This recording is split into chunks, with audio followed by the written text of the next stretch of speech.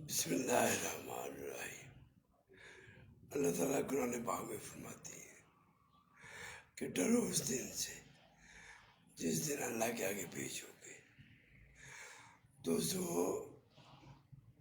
اللہ تعالیٰ نے دنیا بنائی، انسان بنایا، اور جو دنیا کے رہنے میں جو اللہ کا منشور ہے قرآن پاک وہ عطا کیا، اور ظاہری بات ہے کہ ایک دن وہ ذات پاک دیکھے گی کہ میرا بندہ دنیا میں کیا کرتا رہا، تو دنیا میں کامیاب وہی ہوگا جو دین اسلام کے مطابق زندگی بسر کرتا ہے۔